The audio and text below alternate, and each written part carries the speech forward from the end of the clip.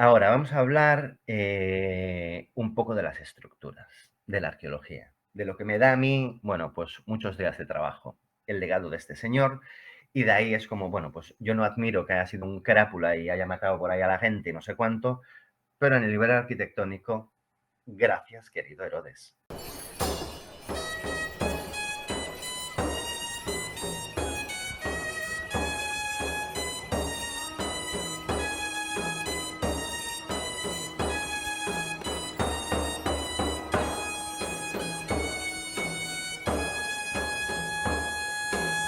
Salve, querites, bienvenidos un día más a la taberna de Castor y Pollux, tu taberna de divulgación de historia antigua en general, historia greco-romana en particular. Pues bueno, hoy vamos a viajar en el tiempo a la época del cambio de era aproximadamente, un poquito de un par de años antes, concretamente unos 40, pues así, a grosso modo para hablar de una de las figuras históricas más enigmáticas a la par que famosas. Hay que decir que la historiografía no le ha tratado muy bien y este personaje no es nada más y nada menos que Herodes, conocido como el Grande.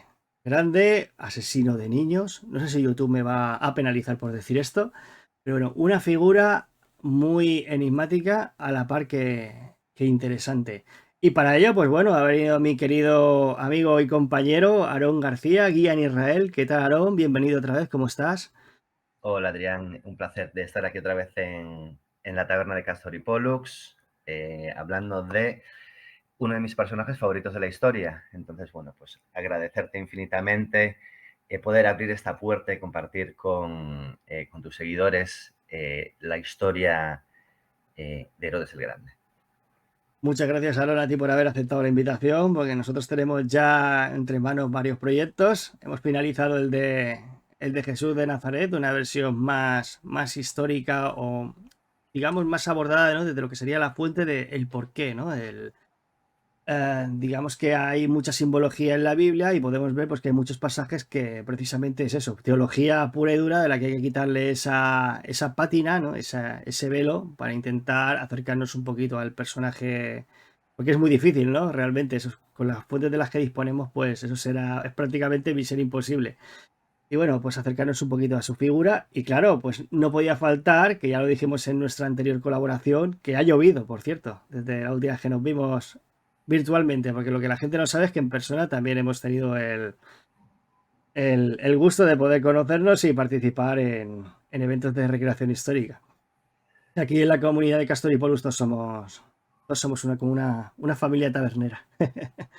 Y bueno, pues vamos a abordar la figura de este personaje, tu querido Herodes, que me ha extrañado que no lo hayas dicho, ¿no? Mi querido Herodes, que tantas veces lo han nombrado, que creo que causa perplejidad y asombro, ¿no? Por la prensa que tiene este personaje. No muy buena, precisamente.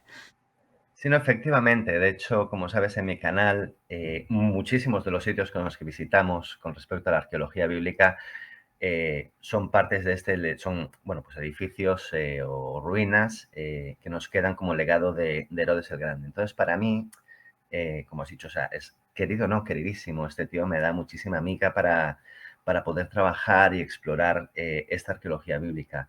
Y de ahí viene este momento de querido, ¿no? Pero que causa muchísimo ruido en mi canal, porque mucha gente, claro, que lo considera como el que atenta contra la vida de Jesús, este episodio de la masacre de los inocentes, eh, que bueno, que nos deja pues muchas interrogaciones, ¿no? Pero que dentro de mi canal que causa mucho ruido, a la gente hasta le molesta, ¿no? De que diga mi querido Herodes. Entonces, bueno, pues vamos un poco a despedazar un poco eh, la vida de este personaje tan problemático y de parte de los historiadores o amantes de la historia, pues un personaje muy querido porque nos da una base muy buena con respecto a lo que pasa en la Biblia. No solo él, sino su dinastía.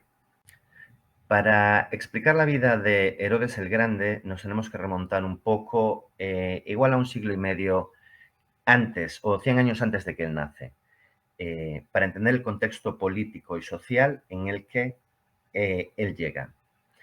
Ahora, vamos a hablar sobre el año 135 antes de la era común, en la que gobernaba una dinastía de judíos, se puede decir, bueno, pues que bastante religiosos en cierto aspecto, que se llamaban los asmoneos. Las generaciones anteriores consiguieron expulsar a las fuerzas helenistas, a las fuerzas selúcidas de la provincia de Judea y obtener independencia. Ahora, Juan y Carno decidió pues hacer una conversión masiva a la provincia del sur, que viene siendo la provincia de Idumea.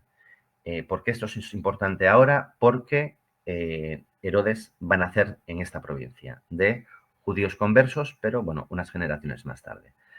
Ahora, una vez que Juan y Carno muere, meten a, bueno, está Aristóbulo primero por un año, Alejandro Janeo aparece en la película. Y de aquí, pues, hablamos un poco de la descendencia de Alejandro Janeo, que van a ser, tiene dos hijos con Salome Alejandra, y tienen dos hijos, Icarno II y Aristóbulo II. Estos andan a palos para obtener la corona. Hay un problema. Van a pedir ayuda a los romanos para que gestionen este conflicto y los romanos pues aprovechan la situación para decir, bueno, pues vamos a meter el pie ahí y Pax Romana, por lo cual, bueno, pues Aristóbulo, que era como el más fuerte de los dos hermanos, lo quitan del medio y ponen a Hircano II de sumo sacerdote, básicamente gestionando todo lo que es los asuntos civiles de los, bueno, civiles y religiosos de los judíos. Ahora, el mano derecha de Hircano II, Antipatro, era el padre de Herodes. Por lo cual, Herodes cuando nace en el año 73 antes de la era común en Ashkelon, en la provincia de Idumea, el padre Idumeo, como acabamos de ver, su abuelo fue convertido al judaísmo, por lo cual su padre, Idumeo, ya era judío y Herodes nace, bueno, pues como padre judío. ¿Quién es la madre de Herodes? Pues una señora que se llama Cipro, que era una princesa nabatea. Entonces, si nos acordamos un poco de la ciudad de Petra, Petra era la capital de este reino nabateo. Entonces, que básicamente hoy pues, diríamos que son pues, los árabes. Entonces, Herodes era medio idumeo por parte de padre judío y la madre nabatea. Y tenían, bueno, pues otro panteón de dioses. Él, cuando nace, pues el padre ya es la mano derecha del sumo sacerdote, que viene siendo Hircano II. Y en edad muy joven, Antipatro otorga a sus dos hijos, bueno, tiene otro, pero esta no viene a cuento ahora. Faisal, que era el hermano mayor de Herodes, lo ponen de gobernador de Jerusalén y a Herodes en gobernador de Galilea. Entonces, aquí, los judíos de Galilea estaban muy en desacuerdo con esta elección. ¿Qué pasó con esto? Bueno, pues que hubo una revuelta muy grande. Y Herodes, bueno, pues ahí empieza a reganarse su fama de cruel porque suprime o reduce esta revuelta matando a muchísima gente. Entonces, claro, o sea, de repente pues los judíos de Galilea se encuentran con este colocado por los romanos, que él reclama ser judío, pero claro, dentro de las líneas judías o tu madre es o no lo eres. Por lo cual, pues no lo veían como un gobernador legítimo para la provincia judía de Galilea. Y ahí la revuelta y ahí empieza, bueno, pues a ganarse la mala fama. Durante mucho tiempo, bueno, pues esta es la situación, ¿no? Él está de gobernador ahí.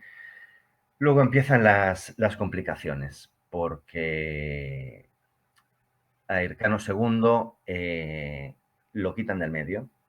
Y lo quita del medio, bueno, pues otro descendiente de los asmoneos, que viene a ser no más ni menos que otro Antígono. Este mata al hermano de Herodes y esto es una de las cosas que va a marcar un poco pues, esta venganza en contra de Antígono. Ahora, de alguna manera él se tiene que medio escapar. Y ahí empieza la relación, bueno, pues con los grandes de Roma. Él se va a Roma y le pide allí a los gobernadores que él está allí en favor de Roma, que conoce Roma, que él es amigo de Roma y que está este Antígono que ha tomado Jerusalén por la fuerza y que lo ha dejado un poco pues discapacitado. Y aquí es donde empezamos a ver un poco pues lo que es el ascenso político, porque también a su padre, de alguna manera, bueno, lo mata también Antígono, y él cuando se va a Roma en el año 40 a.C., pues se va al Senado, que en ese momento, influido por Marco Antonio Octavio, que va a ser el futuro Augusto, pues proclama a Herodes rey de Judea.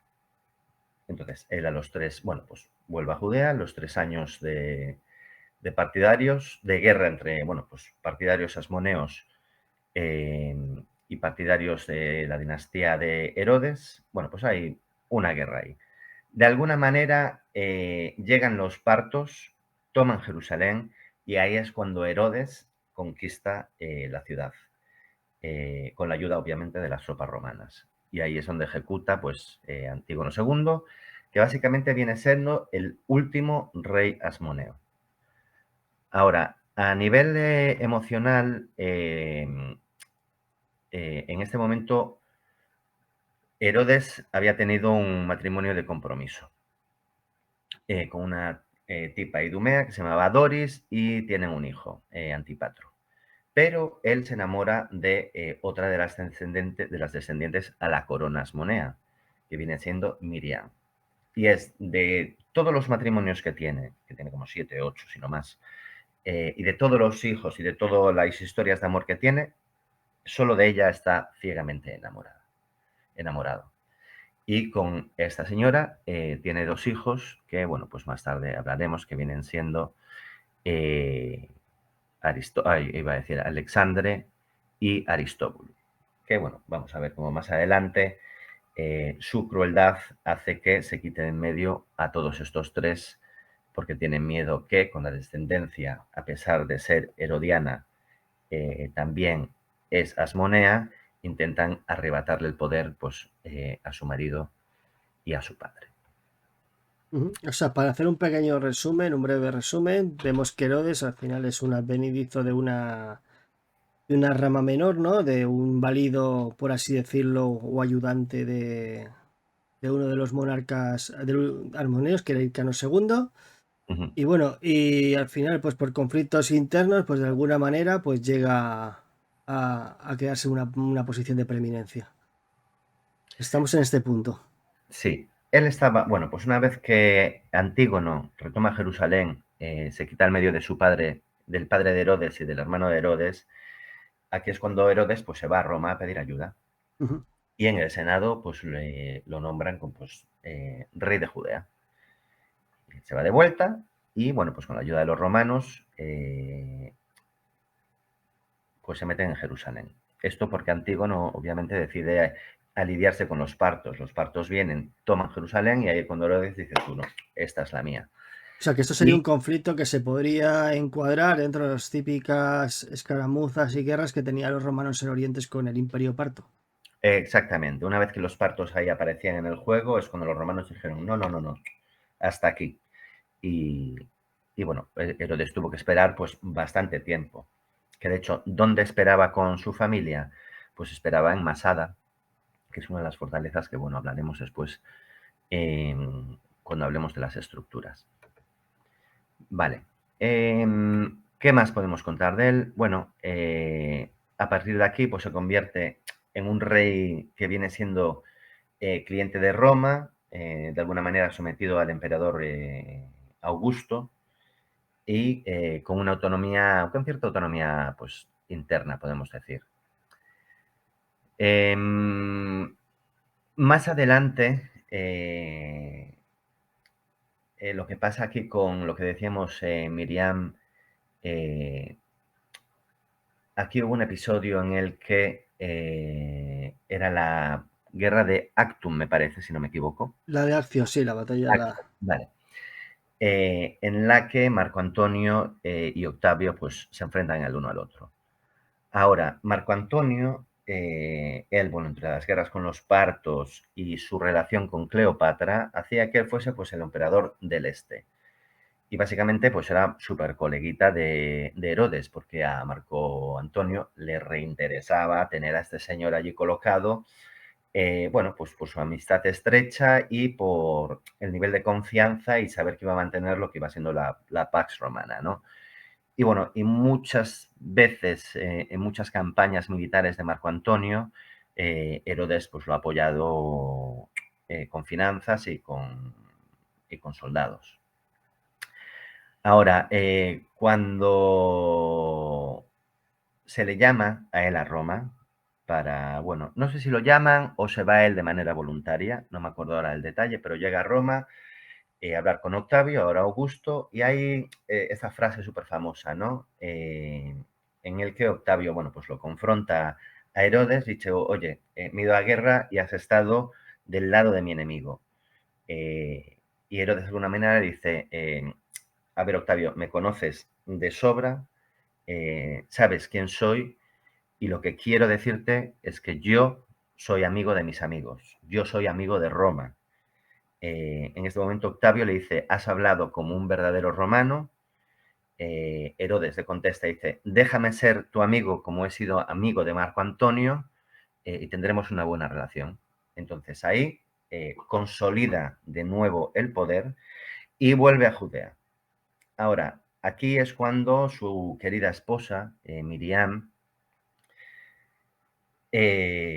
no piensa que Herodes vaya a volver de este viaje de Roma, por lo cual, bueno, pues empieza a cocer ahí una aliada por detrás para retomar la corona como Asmonea y enchufar ahí a sus hijos. Bueno, pues de manera que cuando vuelve no solo escucha de esta conspiración, sino también de que le había puesto los cuernos, un tema salseo de adulterio y la mata. Y ahí empezamos a ver un poco esta vena cruel de locura un poco de Herodes. Unos 15 años más tarde, a los hijos los sospechan de traición y vuelve a hacer exactamente lo mismo.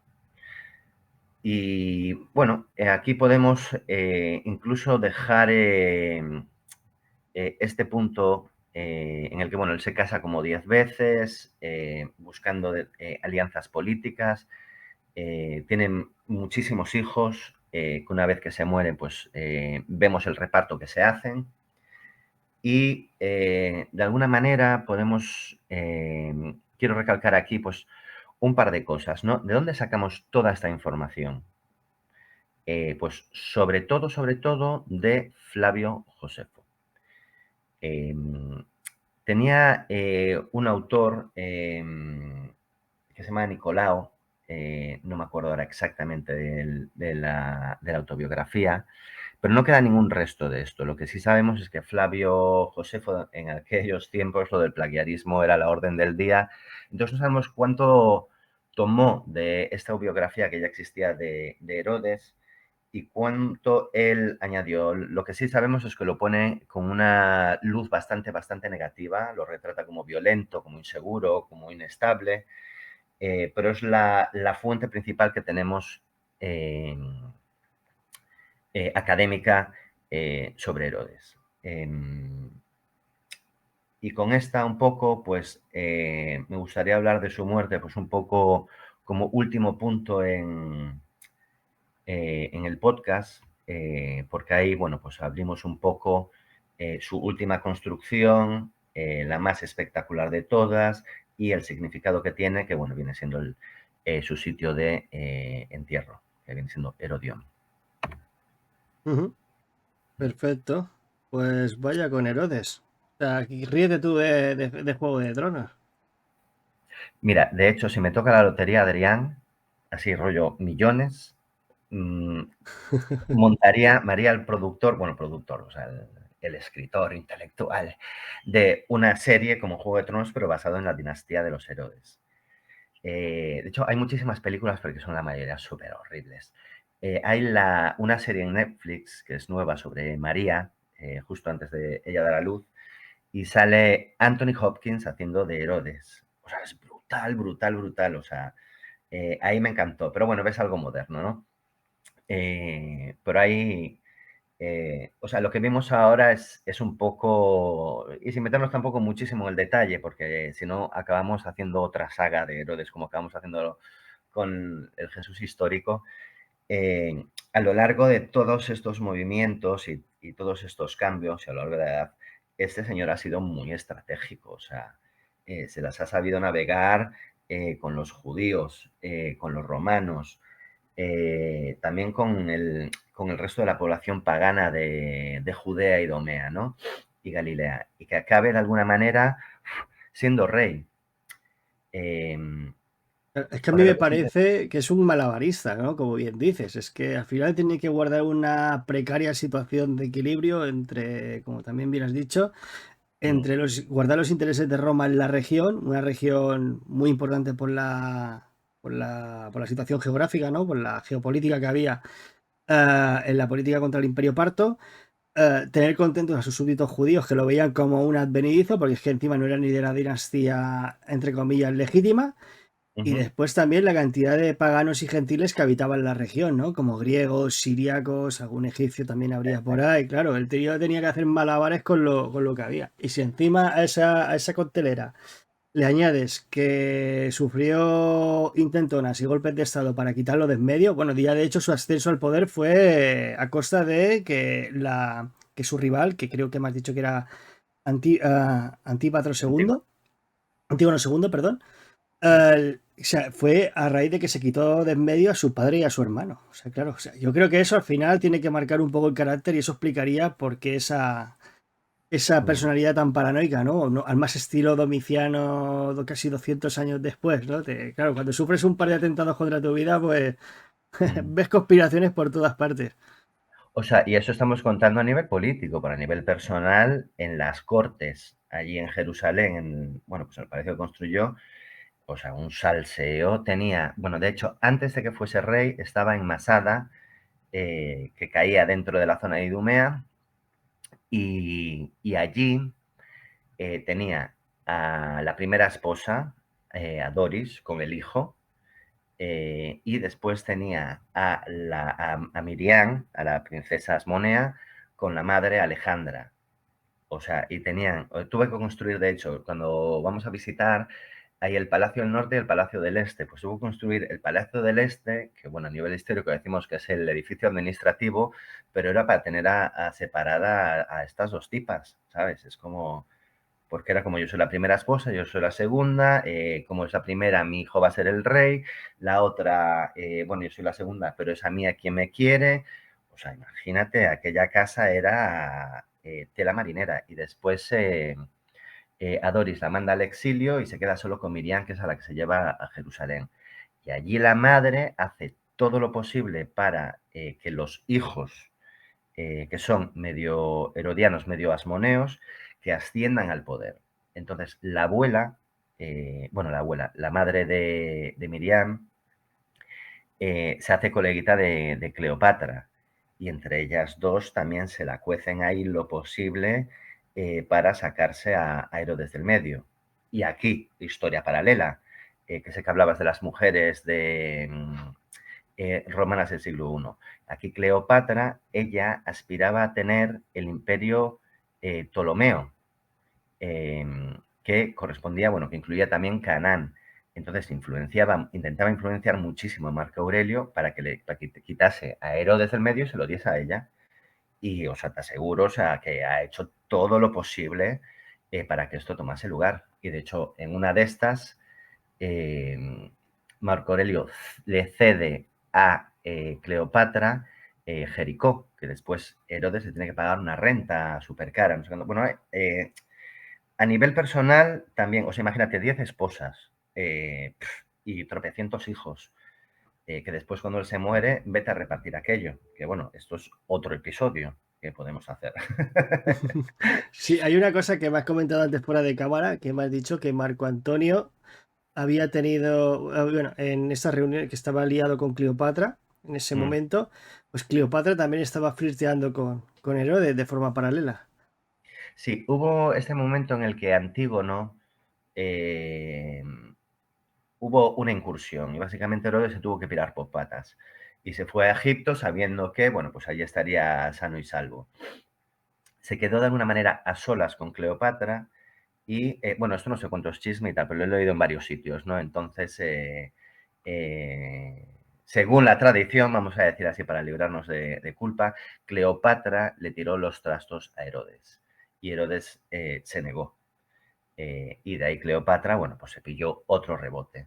Pero bueno, ahí vemos un poco las artimañas de Cleopatra que a través de sus encantos intentaba seducir pues a hombres de gran estatus. De hecho, bueno, pues estuvo con Julio César, tuvo un hijo, Marco Antonio, le intentó tirar los trastos también al otro.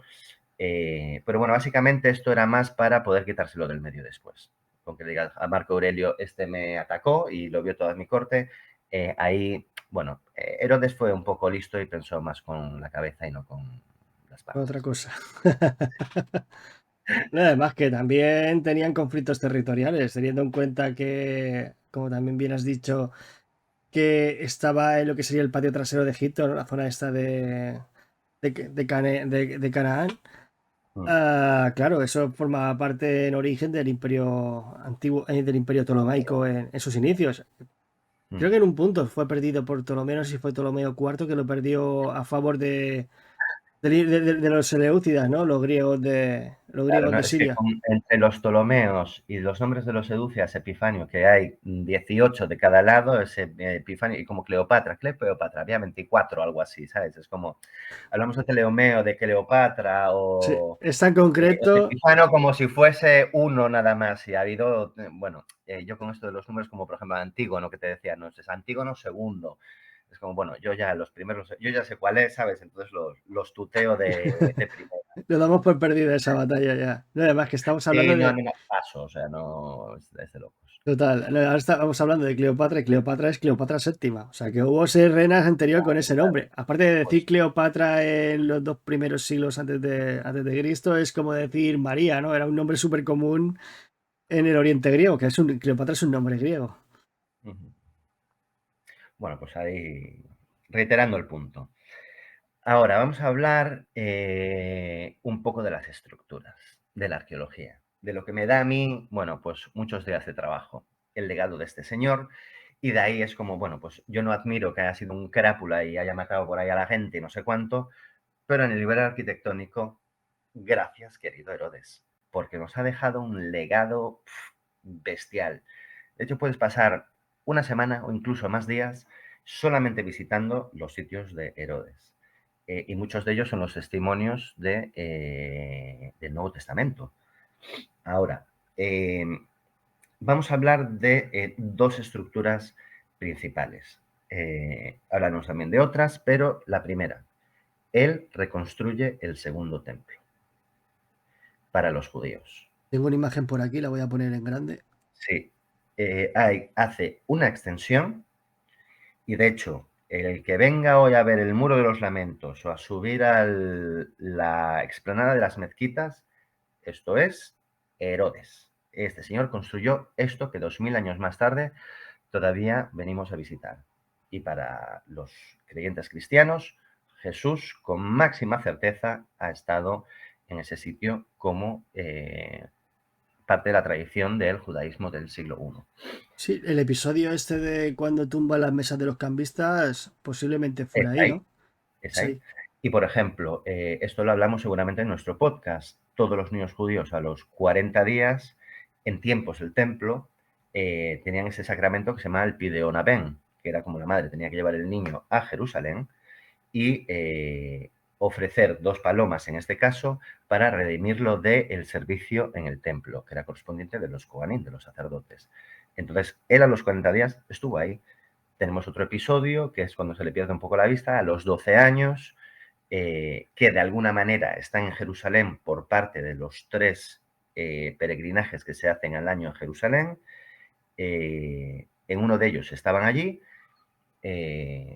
la Virgen María se despista, vuelve a por Jesús y él está en el templo, dentro de donde están los sacerdotes, allí pues hablando con los sacerdotes, y viene María y le dice, ¿qué haces aquí, hijo? Estoy en casa de mi padre. O sea, vemos que este templo de Herodes, o sea, ha sido parte, un escenario importante de esto. De hecho, incluso me voy a atrever y me voy a adentrar en que, según la tradición católica, el juicio de Jesús toma lugar en la fortaleza Antonia. Ahí es donde en Jerusalén empieza la Vía Dolorosa. Después, en el vídeo que te quedaste enganchado, que hacemos el camino a Gólgota, que lo llamamos, porque no es una Vía Dolorosa, es en el otro lado del palacio, donde encontramos la Gábata, donde encontramos pues, estos restos arqueológicos en los que el Evangelio de Juan nos escribe este juicio, estos movimientos, este escenario, esta arqueología que se puede palpar. Entonces, bueno, de un lado o de otro podemos ver que el legado de Herodes, o sea, se plasma un poco en el Nuevo Testamento. Bueno, Vale, pues él construye, perdóname perdón. que te interrumpa un segundito, tengo una duda. Antes has mencionado las 3 fiestas o grandes peregrinajes judíos. ¿Podrías recordarme cuáles son? Sí, es Pesaj, Pascua, Shavuot y Sukkot. Creo que Sukkot se llama Tabernáculos y Shavuot se llama, bueno, Shavuot viene siendo como semanas la traducción, pero bueno, pues son esos tres, no me acuerdo de la traducción en español, disculpa. Shavuot, es Ujú. Pesach, Shavuot y Sukkot. Pues estos tres eran peregrinajes obligatorios a Jerusalén en tiempos del templo. Ahora, no hay templo, no se hace esto, pero se celebran las festividades y se conmemoran de la misma manera. Ujú. Vale, vale, muchas gracias, porque me acuerdo que me faltaba uno, nunca les recordaba. Me acordaba de la Pascua, me acordaba de los tabernáculos, Ajá. más o menos sé cuándo son cronológicamente en el calendario, pero, pero Shavuot no la conocía, no la tenía fijada. Pues entonces, bueno, pues sabemos que Jesús ha estado en el templo, en ese sitio, ¿no? Ahora, él construye el templo. Y bueno, y según nos dice Plinio el Viejo, eh, hasta que llegas a Jerusalén no has visto un edificio bonito en todo el este. Básicamente, o sea, después de Roma, lo más bonito era Jerusalén. Y de hecho, bueno, pues todas las ilustraciones que hay, te puedes imaginar ese pedazo de edificio que encima, o sea, era blanco y con la luz reflejaba. Jerusalén, bueno, pues siempre ha sido una ciudad templo. Y reconstruyendo este segundo templo, él lo que hace es pues ganarse un poco la buena vista o el buen ojo de la población judía. Ahora, él es el rey, pero él también quiere ser el rey judío, que es la población. ¿Qué hace para esto? Se casa con Miriam, que es la descendencia de la monarquía asmonea, por lo cual ya solo por eso se le otorga rey. Y ahora acaba de construir el templo. O sea, esto es casi mesiánico, podemos decir, ¿no? De alguna manera. Y quédate con lo que estoy diciendo porque te estoy poniendo una semilla para un cuento luego. Vale, pues construye el templo en el sitio donde cuando llegaron de Babilonia lo construyeron, los asmoneos lo remodelaron y ahora viene siendo este templo 2.3. En el otro lado, en la costa, en el que no hay una mayoría de población judía, estamos hablando de Cesarea, él construye Cesarea Augusta o Cesarea Marítima dedicada a Augusto. Eh, y viene convirtiéndose en una ciudad pagana, en una ciudad de comercio. Y viene siendo, bueno, pues Cesarea va a ser la capital romana de la provincia hasta que llegan los musulmanes, 600 años. Entonces, bueno, ahí tenemos pues cómo él le otorga, bueno, pues hace una ciudad pagana para la población pagana y reconstruye la ciudad de Jerusalén. Hace otro muro, la protege más. De hecho, por ejemplo, lo que hablábamos antes de estas construcciones. Él en el templo construye otra fortaleza, que viene siendo la fortaleza Antonia, dedicada a Antonio, a Marco Antonio. En su palacio, que hoy viene siendo la Torre de David, había tres torres. estas 3 torres dedicadas a Miriam, la mujer que mata, a Hipicus, un colega suyo, y a su hermano Faisal. Se cree que la que hoy queda es Faisal, pero bueno, hay mucha diversidad académica con esto, ¿no?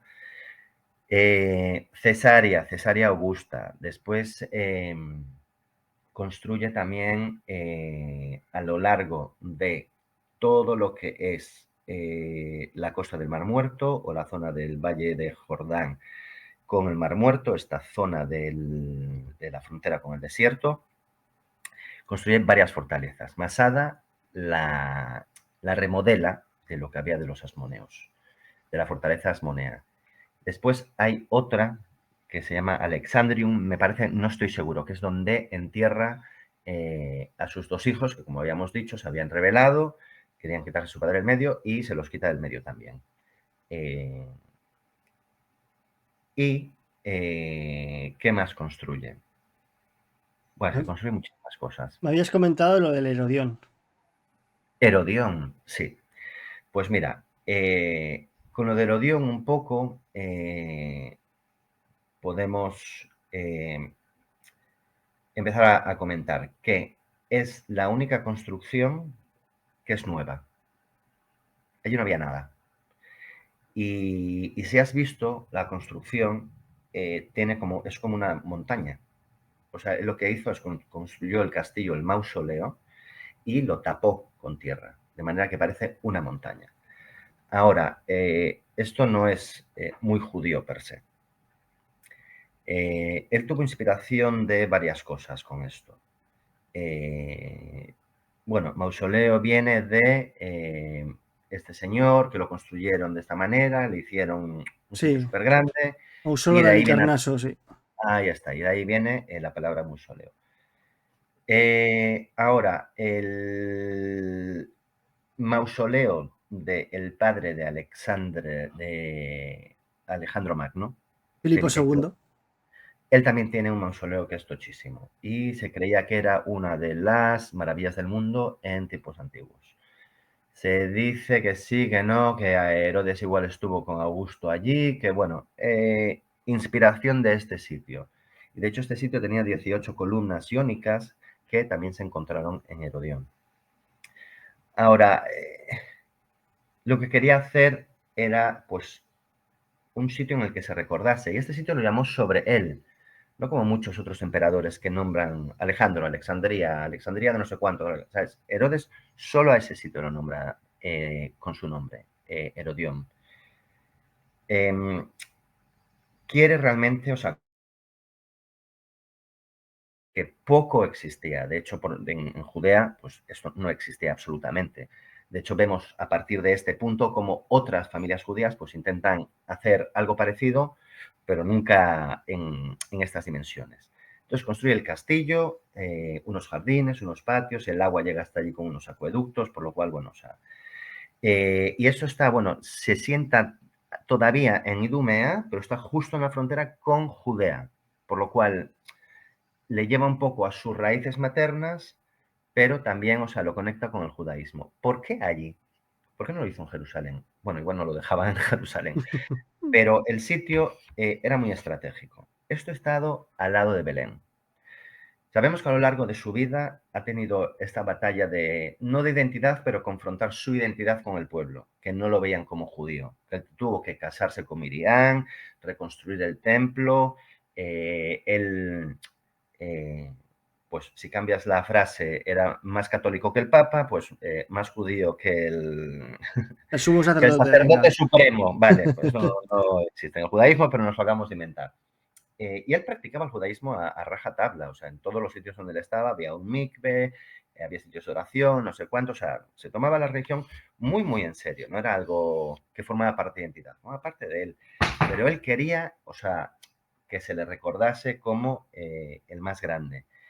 Y la única manera que tienes de hacer esto en el judaísmo es, si tú quieres, o sea, que el pueblo te conecte como rey, tú te tienes que ir al primer rey, que ese fue el rey, bueno, Saúl, pero el rey más famoso pues viene siendo el rey David. ¿El rey David dónde nació? En Belén.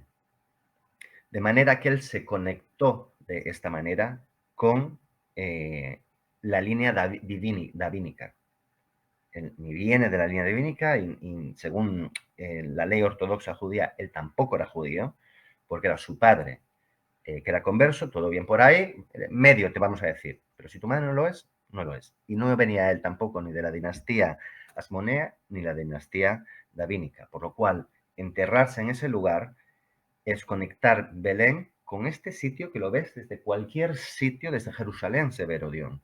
Y desde Herodión se ve todas las montañas, todo el valle de Jerusalén y las montañas de Jerusalén, todo el valle de Belén y las montañas de Jerusalén. Por lo cual, ahí él se hacía conectar con la dinastía de David. Lo que me resulta también súper interesante de este elemento es como, ¿por qué esta insistencia en este sitio? ¿Por qué te quieres conectar con la línea de David? Bueno, pues aquí nos va a pensar que el tío, dentro de su fascinante locura, él creía que era el Mesías. Y de hecho, hay un periodo de paz en el que esto es uno de los requisitos fundamentales para la llegada del Mesías. Entonces, según él tenía como varios checks en la lista en la que él se creía, pero le faltaba la conexión a la línea davínica. Esto, por ejemplo, lo primero que hace Mateo, la primera página del Nuevo Testamento, es conectar al rey David a través de 14 genealogías, de 14 generaciones hasta Babilonia y otras 14 a la vuelta de Babilonia, con Jesús. Por lo cual Jesús viene de la dinastía davínica. Entonces, Herodes, para poder meterse en el trapo de que él podía haber sido el Mesías, pues se conecta directamente a través de su sitio de entierro con, pues lo relaciona con David, de alguna manera. Él no muere allí, pero, o sea, no nace allí, pero lo entierran allí. Y el sitio, bueno, pues durante la primera revuelta los celotas estuvieron allí, hicieron un desfalque del copón, el sitio se quedó olvidado hasta tiempos modernos y hay este arqueólogo, Ehud Nesser, que descansa en paz, 30 años trabajando de arqueólogo en este sitio y no va el señor, se cae y se muere allí, en Herodión. Pues Eso ya fue hace un es, par de años, además, o sea. eso ya es. Tío, era como pobre, o sea, 30 años ahí que te conoces, cada agujero que hay, no sé cuánto, se cae y la palma. Bueno, pues este señor nos deja una historia fascinante porque es él el que encuentra el, la tumba de Herodes. Esto está, bueno, pues derruido, tumbado y olvidado en el tiempo y el espacio, y cuando se recupera, bueno, pues se identifica como la tumba de Herodes que está hoy en el museo de Israel. Y de aquí vamos a saltar a la masacre de los inocentes. Ahí te quería preguntar, ¿mito o realidad?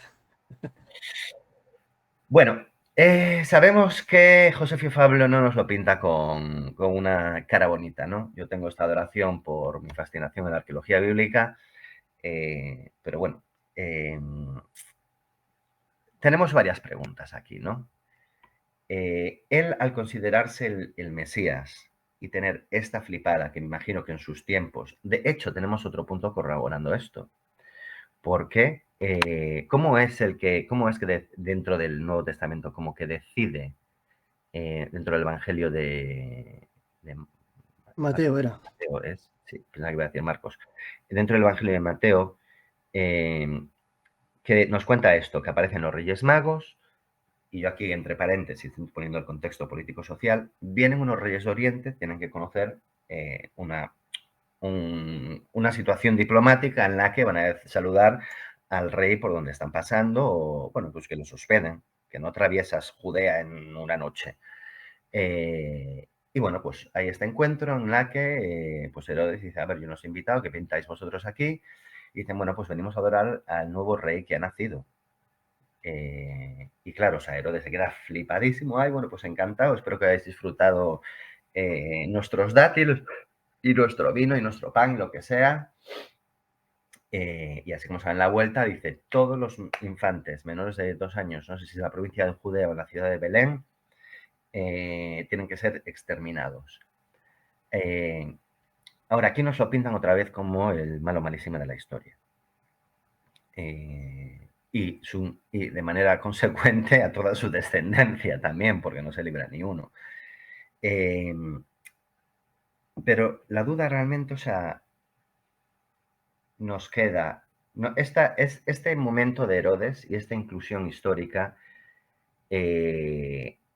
nos desconcerta un poco en la fecha del nacimiento de Jesús. Porque este señor muere en el 4 antes de Cristo. Por lo cual, lo del año cero, o sea, nadie, o sea, cualquier académico te va a decir, o sea, esto no se sabe, o sea, nos dejamos entre 4 antes, 4 después. Entonces, aquí, está hablando nos dice que es Herodes el Grande. Entonces, esta masacre de los inocentes pasa justo antes de que él se muera, por lo cual nos da el nacimiento de Jesús en el año -4, o es en referencia igual a su hijo, que también era Herodes, Arquelao, que él sí, ese año, del 4 al 6, era el tetrarca, el gobernador de la provincia de Judea. Entonces, bueno, pues esto nos queda un poco ahí en el aire. Ahora, si los buscamos en el tema histórico, el único censo que se hizo en la provincia de Judea oficial fue en el año 5. El de Quirino, si no voy mal, el gobernador de Siria. Creo que sí, creo que sí. No me acuerdo ahora del Sí, nombre, pero sí. el Hubo, censo de hubo este Quirino. censo en el año 4 antes, hasta el 4 después o 6 después, no hubo un censo. Entonces, este censo nos coloca. Claro, ¿tú cómo puedes saber que mátame a todos los niños? Sí, sí, bueno, hazme una listita primero de qué niños hay ahí para saber, para tener controlado esto, ¿no? Entonces, por eso se tendría que haber hecho un censo de alguna manera. Y el único censo que tenemos es de el 5 después de. Por lo cual, o sea, nos deja aquí una ventana de tiempo en las que nos despista de este año cero, de este punto de partida, ¿no? Que es como una referencia. No sé hasta qué punto, porque no hay, quitando en el Evangelio, no hay ningún testimonio en ningún otro sitio o evidencia de que esto haya sido así. Y si tiramos a lo mejor por el censo, esto viene sucediendo más tarde, pero ya no es él, es su hijo. Eh, Es que, si me permites mi opinión, sí, claro, teniendo en cuenta que Flavio Josefo era una persona que cuando narraba una historia no pegaba puntadas sin hilo, me extraña que así con lo negativo que había pintado Herodes el Grande, a diferencia de sus hijos, que lo había mm, pintado tan malo, me extraña que un episodio que era tan horripilante, incluso en términos de la antigüedad, lo hubiese pasado por alto. Y después hay un punto que seguro que estás súper de acuerdo conmigo, porque además sé que te gusta mucho hacer estas vinculaciones, ¿no? Se parece sospechosamente el episodio, muy sospechosamente, al episodio de la huida de Moisés. Cuando hay un exterminio de los niños hebreos y su madre le pone una canasta que justamente va a caer con la hija del faraón, o una de ellas, pues se parece mucho, ¿no? Como que en el último momento, como que la Sagrada Familia de San José, María, la Virgen y el niño se escapan a Egipto, ¿no? Y se quedan matando a los pobres niños de Belén. O sea, esa escapatoria in extremis en el último momento. ¿No te parece que se parece demasiado sospechosamente al pasaje? Como una vinculación de Moisés. No. y al rey David, y a ver, o sea, yo Bueno, y con personajes que no tienen todo nada mi que ver. respeto, vemos a lo largo de la historia de la religión un copy and paste, porque ahí podemos meter también la historia del diluvio universal. Estamos hablando de Gilgamesh. Eh, Bueno, es muchos que de los elementos paganos el 25 de diciembre, el nacimiento de Jesús, Es de que que perdóname, pero es que Moisés esto es también, pagano. el episodio de Moisés también se parece mucho a la historia de Sargón el Grande, ¿no? Rey de Akkad, también se salvó in extremis en el último momento que lo pusieron a salvo. Y estamos hablando prácticamente de 2500, 3000 antes de Cristo, ahora no me acuerdo de la Sí, fecha vemos pues, exactamente. este reciclaje un poco, ¿no? Con estos Pero elementos. es que además Sí, también, la escapada de Egipto y él vuelve eh, hacer un poco lo mismo, porque el papel a través, bueno, no de Moisés, viene siendo de Abraham, eh, pero que a través de Jesús somos todos el pueblo elegido, ¿no? Ujú. Todos aceptamos, tenemos la salvación, que antes era como algo exclusivo de los judíos. Y ahora de repente, pues él abre la puerta a su nuevo club a través del judaísmo, de las reglas del judaísmo, al pueblo elegido, a este acceso a Dios, ¿no? Eh, reiterando esta continuación del monoteísmo. Eh, sí, sí, bueno, hay mucho reciclaje, pero Totalmente. Y además que el Evangelio de Mateo, justamente de los cuatro que hay, es el que está más vinculado a lo que serían los judíos, a exactamente, los sí. judíos puros y duros, ¿no? Por así decirlo. Claro, no todas las referencias que hay ahí son referencias que son conocidas dentro del judaísmo, así como Lucas, por ejemplo, tiene un asunto más pagano, ¿sabes? O Sí, sea, más es más helenístico. coloquial, o sea, un poco se puede decir que es el Evangelio universal, ¿no? Vamos Yo a veo que decir. Mateo como que hay un esfuerzo por el autor de vincular los episodios con los antiguos pasajes del Antiguo Testamento. Hace mucha referencia a las antiguas profecías y después Mm, vemos como por ejemplo a través de este pasaje que hay vinculaciones a Moisés. Después también el esfuerzo este que has dicho también antes de vincularlo con las 14, bueno, con las 28 generaciones que hay hasta Abraham, creo que era, ¿no? No, hasta David, puede ser. creo que era No, era de Abraham no, hasta...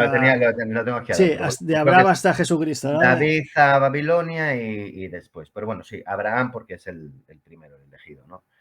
Pues te Eh, tiras 10 minutos leyendo solo ese pasaje, ¿no? De Abraham engendró a Isaac, Isaac engendró a Jacob, Jacob. joder, no, el Antiguo Testamento para eso es mucho peor, porque ahí, vale, tienes 14, pero estás hablando a lo mejor de 2000 y pico años en el Antiguo Testamento, y el hijo de no sé cuánto, y el hijo de no sé cuánto, y es como de repente te mete 10 generaciones así, te desvincula tiempo-espacio y toma nueva historia. Pero bueno, vamos a volver a mi querido Herodes. Entonces, bueno, entendemos un poco por qué nos lo pintan así de mal, ¿no? Igual para, si hay dudas de que Herodes en el futuro algunos seguidores puedan decidir que él sí es el Mesías, porque cumple, bueno, pues alguna característica, digamos, que sepáis que llega Jesús, que este es de Ultimate Mesías. Eh, y ahora, también, ¿cómo nos pinta la muerte de Josefio Flavio? Bueno, pues tampoco tenemos ninguna evidencia de que el Señor muere, describe ahí como una especie de sífilis con gusanos que le salen de las partes privadas, ahí una agonía de muerte. eh, pero aquí tenemos un dato también bastante interesante, que vemos un poco como aquí ya pierde la cabeza, ¿no?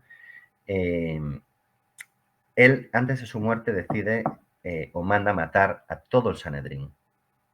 Cuando haces esto, apagas lo que es la llama del judaísmo, o sea, lo que es la ley. Los sanedrines, además, se pasan como el fuego de la sabiduría de Sanedrín a Sanedrín. Y si los matas a todos del tirón, de repente, pues este fuego, pues como deja de existir, ¿no? Pues él dice que tienen que matar a todos porque quieren que el día de su muerte sea un día oscuro en el judaísmo, que todo el mundo esté triste por su muerte. Pero bueno, pues los gusanos acabaron haciendo su trabajo, se lo comieron antes de que esto se ejecutara y como ya sabemos, rey muerto y rey puesto.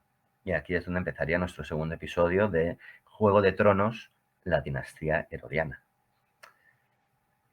Totalmente. Eso ya lo dejaremos para otra ocasión. Quizás lo Sí. podríamos incluso enfocar como el preámbulo de la primera gran revuelta judía. No, si es que esta es una historia que se escribe sola. Porque además toca abordar el tercer pilar que tanto te gusta, que sería el historiador de origen judío, Flavio Josefo. Otra, otra figura Lo había pensado, ¿eh? otra figura súper interesante. Podríamos abordar, aquí lanzamos ya el desafío, ¿no? De abordar su figura desde lo que sería, ¿no? De cómo vio la revuelta, cómo vivió la revuelta él, ¿no? A través de sus ojos, porque también es una persona que para mí es un oportunista de manual. A ver, también es verdad lo colocaba en una situación que él parece ser que no quería, ¿no? Ya estamos aquí en el epílogo, ¿no? En el preámbulo. Podríamos Ujú. considerar esta parte del episodio. A ver, te puedo decir, o sea, como amante de la historia del siglo I, y es algo que, bueno, pues ahora ya sabes el paréntesis en el que estoy, pero que han sido muchos años, o sea, metido en esto. Y hay libros que me puedo leer, como, bueno, el Nuevo Testamento, si no me lo he leído 50 veces, no me lo he leído ninguna, libros sobre la biografía de Herodes y su dinastía, y después estos dos libros que son para mí, o sea, mi Biblia profesional, que viene siendo Guerras Judías y Antigüedades, de Flavio Josefo. Yo con estos dos, te lees el Nuevo Testamento y después buscas un poco de geografía, te da una foto lo más cercana a lo que puede ser el siglo I, que como sabemos, o sea, ha sido un cambio, una historia tan brutal, en ese sitio tan pequeño, tan específico, que es como de repente, o sea, poder entender ese flash que desalumbró la humanidad, ¿sabes? En ese momento, porque no solo hablamos del nacimiento de Jesucristo, hablamos de la destrucción del templo y la reinvención del judaísmo rabínico, ¿no? Entonces, hay unos cambios tectónicos ahí tan grandes que toman lugar en ese pequeño sitio que vienen descritos, o sea, a la mano de Josefio Flavio. Y bueno, me da igual que se venda, bueno, un poco vendido sí que era, ¿no?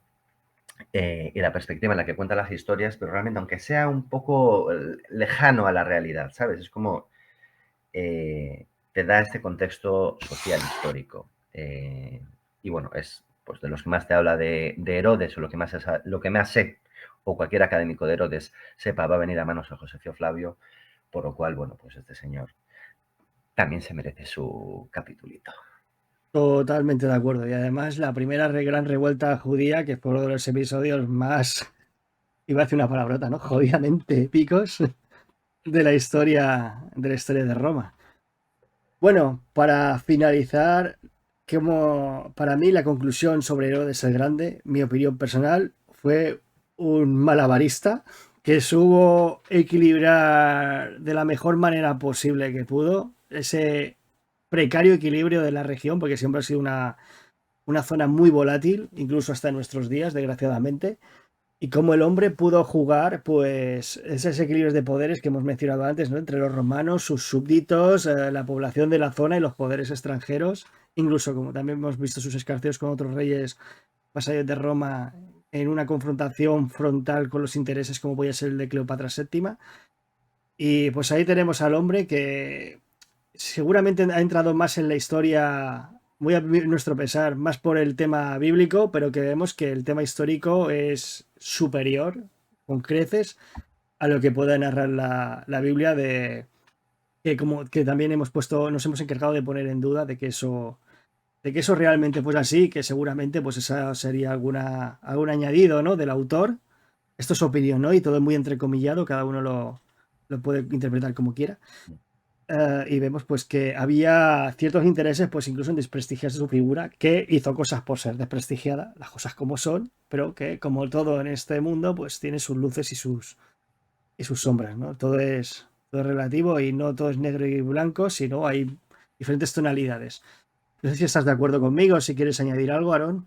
Sí, no, totalmente de acuerdo. O sea, los matices que se dan a Herodes son basados a este pasaje de Mateo, en el que, bueno, pues no se le intenta dar justicia, sino igual colocarlo en su sitio, diciendo, este no es el Mesías que él se creía que era, que es a nivel local de lo que se hablaba, sino que viene siendo Jesús. Entonces, bueno, pues para ponerlo en su sitio, que él era el malo malísimo, pues lo quita de la película y lo pone de esta manera. Y si ha sido verdad que esto ha pasado, pues nos abre una pregunta de en qué año nació Jesús, porque es a base de este hecho, la presencia de Herodes ahí, que nos dice que no sabemos con certeza si es en el año -4, en el año 0, en el año 5 después. Es como esta masacre de los inocentes nos pone el contexto histórico que nos hace evaluar esta fecha de nacimiento, ¿no? Pero bueno. Pero sí, un señor con mucha problemática temática, pero nuevamente, o sea, para los guías en Israel, una maravilla de persona que nos ha dejado un legado fantástico que nos hace pues, pasar por los sitios que nos escriben en la Biblia. Así que bueno, yo seguiré llamando a mi querido Herodes y darte las gracias, Adrián, por nuevamente invitarme a la taberna y poder hablar de este personaje tan increíble. Ya sabes que aquí esta es tu casa y que tienes una copia para entrar y salir cuando quieras.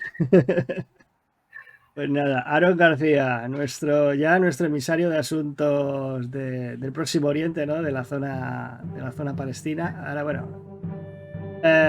Y nada, muchísimas gracias otra vez y ya lo he dicho. Pronto nos volveremos a ver para hablar de ahora nuestro querido Flavio Josejo. Ahí hablo en plural. Pues nada, un saludo y a vosotros, Quirites, pues despedirnos como hacemos siempre con un buen balete. El gaudete, Quirites. Hasta pronto. Y a ti, Kirite, decirte que si te ha gustado este contenido, puedes apoyarlo dándole un buen like, suscribiéndote, compartiéndolo con tus amigos y dándole a la campanita para que no te pierdas ninguno de tus programas favoritos. Y ahora sí, con esto me despido con un buen balete, et gaudete, Quirites. ¡Hasta otra!